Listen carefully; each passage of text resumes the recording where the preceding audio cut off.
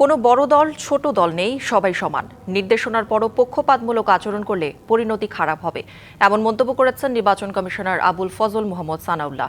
সকালে বরিশাল সার্কিট হাউসে জাতীয় সংসদ নির্বাচন ও গণভোট নিয়ে আইন শৃঙ্খলা রক্ষাকারী সেল, ভিজিল্যান্স ও অবজারভেশন টিমের সাথে সভায় তিনি একথা বলেন। এ সময় নির্বাচন অবাধ নিরপেক্ষ করতে নানা দিক নির্দেশনা দেন তিনি। পাশাপাশি ভোটের আগে ও পরে আইন শৃঙ্খলা বাহিনীর তৎপরতা জোরদার রাখার নির্দেশনাও দেন। বলেন, মোবাইল ব্যাংকিংয়ের ওপর নজরদারি রাখতে হবে। অপতথ্য, গুজব প্রতিরোধে মাঠ কর্মকর্তাদের কঠোর হতে হবে বলেও মন্তব্য করেন তিনি।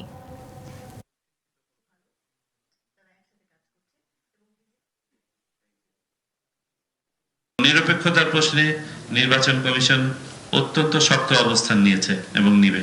আমাদের পছন্দ অপছন্দ ব্যক্তি নাগরিক হিসেবে ভোট দেওয়ার মধ্যে সীমাবদ্ধ, আর কোথাও নয়।